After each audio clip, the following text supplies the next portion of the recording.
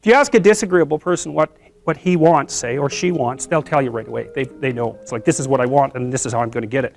But agreeable people, especially if they're really agreeable, are so agreeable that they often don't even know what they want, because they're so accustomed to living for other people and to finding out what other people want and to trying to make them comfortable and so forth, that it's harder for them to find a sense of their own desires as they move through life. And that's not, look, there's situations where that's advantageous, but it's certainly not advantageous if you're going to try to forge yourself a career. That just doesn't work at all. And so, even though on average men and women aren't that much different in terms of their levels of agreeableness by the group, if you go out and you look at the extremes, they're very different. So all of the most agreeable people are women, and all of the most disagreeable people are men.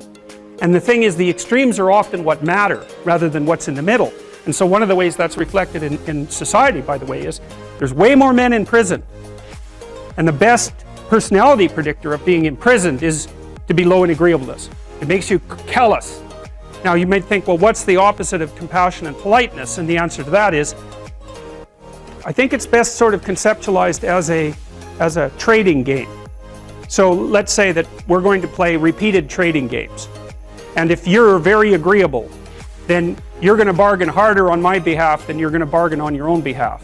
Whereas if you're very disagreeable, you're going to do the reverse. You're going to think, I'm in this trading game for me, and you're going to take care of your own interests. Where an agreeable person is going to say, no, at best this is, at worst this has to be 50-50, but I'd like to help you every way I can. One of the things you have to be careful of if you're agreeable is not to be exploited, because you'll line up to be exploited. And I think the reason for that is because you're wired to be exploited by infants. And so that just doesn't work so well in that actual world. And one of the things that happens very often in psychotherapy, people come to psychotherapy for multiple reasons, but one of them is they often come because they're too agreeable.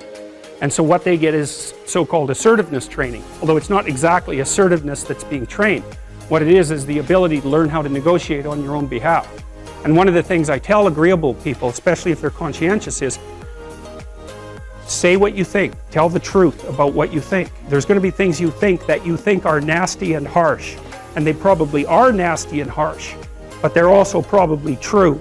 And you need to bring those up to the forefront and deliver the message. And it's not straightforward at all, because agreeable people do not like conflict. Not at all. They smooth the water. And you can see why that is in accordance with the hypothesis that I've been putting forward. You don't want conflict around infants. It's too damn dangerous. You don't want fights to break out. You don't want anything to disturb the relative peace. And if you're also more prone to being hurt physically and perhaps emotionally, you also may be loath to engage in the kind of high-intensity conflict that will solve problems in the short term, because it takes a lot of conflict to solve problems in the short term. And if that can spiral up to where it's dangerous, which it can if it gets uncontrolled, it might be safer in the short term to keep the waters smooth and to not delve into those situations where conflict emerges. The problem with that is it's not a very good medium to long-term strategy, right? Because lots of times there are things you have to talk about because they're not going to go away. And the advantage to having a well-socialized disagreeable person is that they really don't let much get in their way. So if you can get a kid who's disagreeable socialized, that person can be quite the creature, because they're very forward-moving in their nature and very difficult to stop. But if you don't get them successfully domesticated, tamed, roughly speaking, by the time they're 4, their peers reject them. And that's a big problem, because your job as a parent is to make your child socially desirable by the age of 4. Like you want to burn that into your brain, because people don't know that. That's your job. And here's why. It's easy if you think about it carefully. So you imagine you've got a 3-year-old child, so sort of halfway through that initial period of socialization, and you take that child out in public. Okay, what do you want for the child? Who cares about you? What do you want for the child? You want the child to be able to interact with other children and adults so that the children are welcoming and smile and want to play with him or her, and so the adults are happy to see the child and treat him or her properly. And if your child's a horrible little monster because you're afraid of disciplining them or you don't know how to do that properly, then what they're going to do is they're going to experience nothing but rejection from other children, and false smiles from other parents and adults. And so then you're throwing the child out there into a world where every single face that they see is either hostile or lying. And that's not something that's going to be particularly conducive to the mental health or the well-being of your child. If your child can learn a couple simple rules of behavior, like don't interrupt adults when they're talking too much and pay attention and try not to hit the other kids over the head with the truck any more than is absolutely necessary, then, and share and play properly, then when they meet other kids, the kids are going to try out a few little play routines on them, and that's going to go well, and then they're going to go off and socialize each other for the rest of their lives. Because that's what happens, is that from 4 years old onwards, the primary socialization with children takes place among other children. And so if the kids don't get in on that early, they don't move into that developmental spiral upwards and they're left behind. And you can imagine how terrible that is, because a 4-year-old will not play with another 4-year-old who's 2. But a 5-year-old certainly will not play with a 5-year-old who's 2, right? Because the gap is just starting to get unbelievably large. And so the kids start out behind, and then the peers leave them behind, and then those kids are alienated and outside the peer group for the rest of their life. Well, those are the ones that grow up to be long-term antisocial, right? They're already aggressive. It doesn't dip down. Now, what happens to normal boys, roughly speaking? Imagine the aggressive 2-year-old types. They get socialized, so their level of aggression goes down, and then they hit puberty and testosterone kicks in, and bang, levels of aggression go back up. And so that's why males are criminals between the ages roughly of 16 and about 25. So, and it matches the creativity curve, by the way. It's so cool. If you look at the spike of creativity among men, 16 to 25, and it starts to go down, criminality matches that absolutely perfectly. So that's quite cool. So, and so the testosterone levels raise the average level of aggression among men. It's more dominance than aggression, actually, and testosterone is by no means all bad.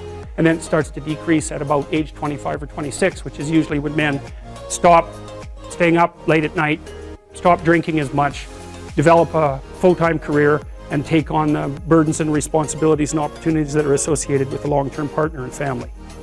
And so, well, so that's the development of what I would call predatory aggression, because I also think that the agreeableness distribution is probably something like predatory aggression versus maternal sympathy. It's something like that. So if you look at other mammals that are predators, because we're predators as well as prey animals, if you look at other animals like bears, the male bear has absolutely nothing to do with the raising of the infants. In fact, the female bears will keep the male the hell away because he's likely to kill the infants and maybe even to eat them. So there's no maternality at all in solitary male mammalian predators. It's really useful to investigate the viewpoints of people who have opposing views to yours, because they'll tell you things. Not only will they tell you things you don't know, they'll also tell you how to see the world in ways that you don't see it. And they'll also have skills that you don't have, that you could develop. So for example, if you're an introverted person, it's very useful to watch an extroverted person, because the extroverted person has ways of being in the social world that aren't natural to you, that you can use to improve your toolkit. And if you're disagreeable, one of the best things to do with disagreeable people, especially if that's alienating them from other people, for example, because it can, people treat you like you're a selfish, arrogant son of a, maybe that's because you are. It's like, okay, so what do you do about that? One of the most promising treatments, let's say, for that is get the person to do something for someone else once a day, just as a practice, and learn how to do it. Maybe you can wake the circuit up, if you think that it's lying dormant in you, which is probably right. I think we have a very wide range of propensities within us. Some are switched on, genetic propensities. Some are switched on, but I think that if you put yourself in the right situation or walk yourself through the right exercises, you can switch some of these other things on as well. But it takes work and dedication and discipline. I would say, generally speaking, if you want to adapt yourself properly to life, you should find a niche in the environment that corresponds with your temperament. Right? You shouldn't work at cross purposes to your temperament because it's just too damn difficult.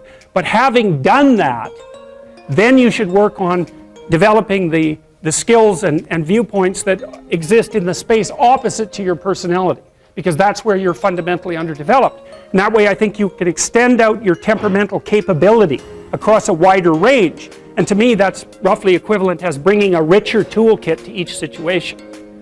You know, so if you're hyper extroverted, you should probably learn to shut up at parties now and then and listen just to see what's going on, to see if you can manage it, you know. And if you're introverted, well, then you should learn how to speak in public and to learn how to go to parties without hiding in the corner and saying nothing to anyone. You know, and if you're agreeable, then you need to learn how to be disagreeable so people can't push you around. And if you're disagreeable, you need to learn how to be agreeable so that you're not an evil son of a bitch. So, and the same thing applies even in the conscientious domain. It's like if you're too conscientious, you need to learn to relax and let go a little bit. And if you're unconscientious, it's time, like, get out the Google Calendar, man, and start scheduling your day, right? And beat yourself on the back of the head with a stick until you're disciplined enough so that you can actually stick to something for some length of time and not living in absolute squalor, which is something that would characterize someone who's very disorderly, for example, because they don't notice. It doesn't bother them, disorder. It's like, maybe they can see it, but it doesn't have any emotional valence, and so it doesn't have any motivational significance. You know, so the other thing you might want to think about too, if you're choosing a partner, is try not to choose someone who's too distant from you on the temperamental variables, because you're going to have a hard time bridging the gap. You know, it's hard for an introverted person and an extroverted person to coexist. And it's really hard for an orderly person and a disorderly person to coexist, because they will drive each other nuts. Why don't you pick up? Why are you so obsessed by it? That's the basic argument. You know? So it's useful to know about your temperament so that you can negotiate the space with your partner as well. And I don't think you should try to find someone who's exactly the same as you, because then you don't have the benefits of the alternative viewpoint.